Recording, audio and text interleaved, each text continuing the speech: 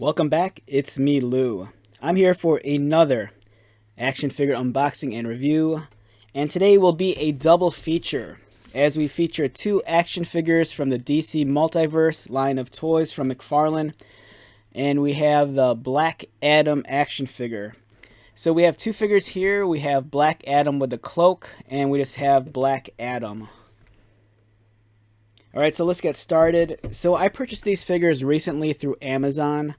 The description for this one here was actually described as Black Adam parentheses hero costume.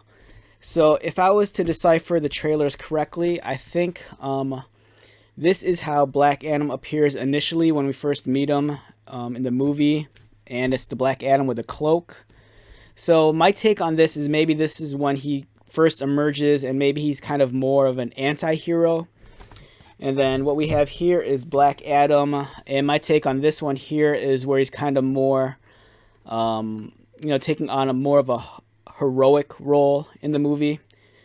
So we have two different figures here. There appears to be a lot of similarities between the two. It looks like they share the same torso, legs, arms. The major difference, though, is in the heads. As you can see, the one on the right, completely bald. No cape, no cloak, whereas the one on the left has the cloak. So let's get started. And here's the side of the box. Black Adam with cloak. And here's the back. And then we have two different images here. The one on the left features a comic book style illustration, a Black Adam. And the one on the right features, looks like promotional photography featuring the actor Dwayne "The Rock" Johnson in his full-on Black Adam costume. Really cool. And let's unbox these so we can do a side-by-side comparison as we review both figures.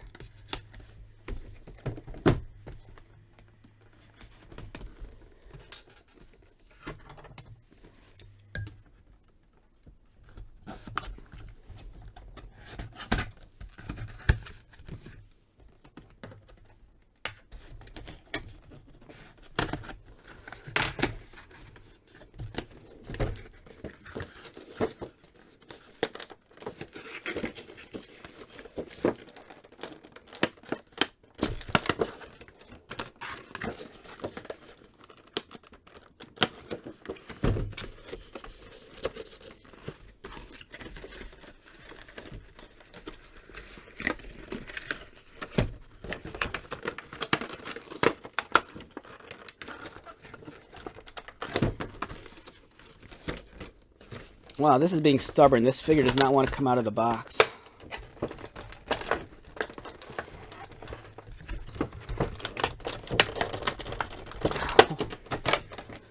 Alright, let's try the other one first.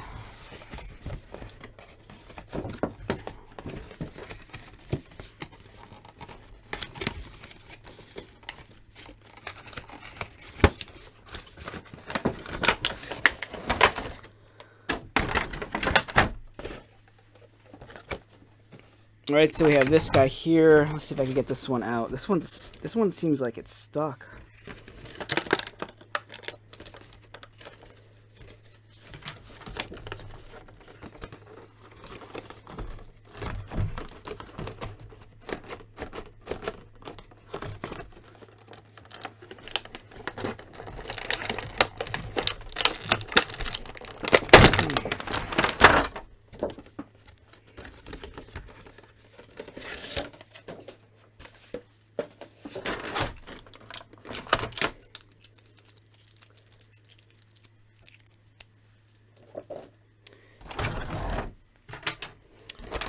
Alright, I apologize for that. It seemed like there was a piece of tape here that got stuck to the box, so the box wasn't easily removed. Alright, so we have both figures here in the tray. My first impressions of both of them. Really well executed action figures. Just like all McFarlane toys, the detailing is astounding. Now, one thing I am noticing in terms of differences between the figures Besides the addition of a hood and cloak on this guy here, is if you look carefully, there's different hands. The one on the right here, he has closed fists, whereas this one here has opened hands. Another difference you'll see is in the color scheme. The guy over here on the right, this Black Adam, has some gold like dry brushing on the belt, on the gauntlets, and also on the boots. Whereas this one, the gauntlet, belt, and boots, they're kind of remain a much darker color. Also, a big difference is the accessories. This one, the only accessories are the cloak and hood, whereas this guy comes with the lightning bolts. And the lightning bolts appear to be, if you've handled Marvel Legends figures before, this seems very similar to some of the like plasma effects and whatnot you've gotten with Marvel Legends. It feels like it's a slightly harder plastic than the Marvel Legends stuff, but it's still a little bit bendable, a little bit pliable. So those are the lightning effects. There, you get two of them, one for each arm, I'm guessing. And let's take a look at the figures.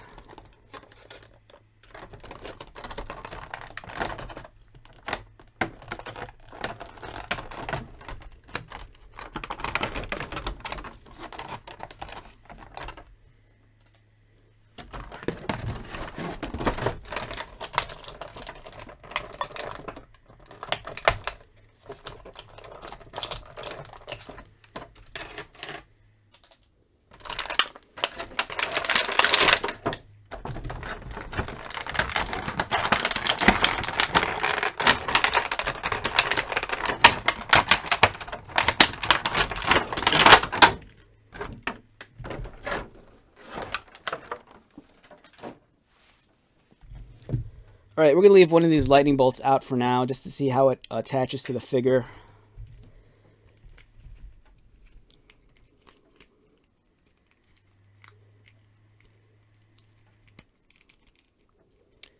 So far, I'm liking what I'm handling here. There's a good amount of weight on this figure. This figure is pretty solid. The detailing looks really nice. This guy's a little bit lighter because he doesn't have the heavy cloak and cape. If you're a fan of like WWE and pro wrestling, and if you're a big Rock fan, I think this figure here, especially on the right, is a must purchase. The likeness to Dwayne "The Rock" Johnson is pretty spot on. One of the things with a lot of McFarlane toys is that the likeness to the actors could be very poor. For example, there was the Snyderverse Justice League Aquaman figure, and the character likeness looked nothing like actor Jason Momoa. It was so poorly done. It looked terrible, which is a shame because it was an excellent figure overall. Likewise, the John Cena Peacemaker figure, the likeness on the unmasked head, it's kind of a poor representation of John Cena. But for this figure here, the likeness for The Rock is pretty dead on. I think it's just as well done as any of the Mattel WWE action figures. So if I had to guess, this probably had to meet Rocky's approval. The Rock probably had to look over the figures and approve the likeness. And if that's the case, good for him. This is a great representation of him. In terms of the mask too, I mean, this really does look like The Rock in terms of his body build and proportions. The Rock is literally larger than life. He's this giant muscle of a man, and this really captures that. In terms of the height of the action figures, you're looking at a little under 7.5 inches for this guy. And I'm guessing, roughly probably the same for this one. Let's take a look at the sculpting on both of these up close.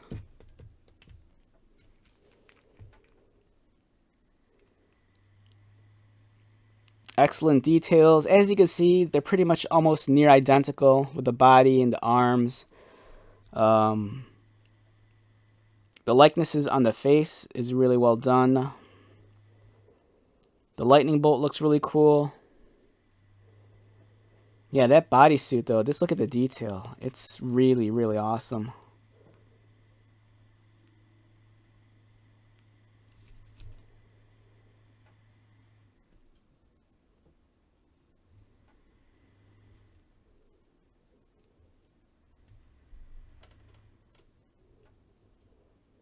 I'm pretty excited for this movie. There's in recent days, there's been a lot of reports about, I guess there's been some sort of shakeup at Warner Brothers, with them and Discovery and HBO, and unfortunately, some of the DC projects that have been being worked on, like for example, Batgirl, are being canceled. I'm really glad that they're still pushing forward with Black Adam. The movie looks to be, quite a fun ride, and these figures, man, they're pretty awesome. I reviewed the Hawkman figure, and for me, that figure is really, I think, the standout figure in the wave. But this one's a close second. Really well done, both really well executed. Okay, let's examine the articulation. Since both of these figures are roughly the same, I'm not going to try to focus on the articulation for both of them, outside of the fact that this one has the cape and, the hood and the cloak and whatnot. So this guy's articulation is going to be, a little bit more limited than this one. So let's take a look at this guy first. All right, so Black Adam. The head rotates left and right. Does he look down? Looks down a little bit. Does he look up? Yeah, that's pretty decent. I'm glad that he could do this. Black Adam's a flyer, so it's good that he could look up like that. If you want to get him like in a flying pose, you can easily do so.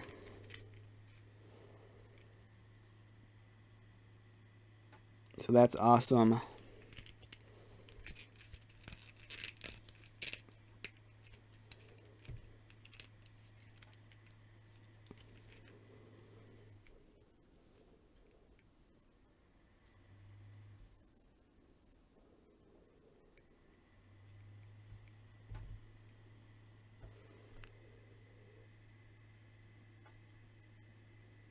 That looks great.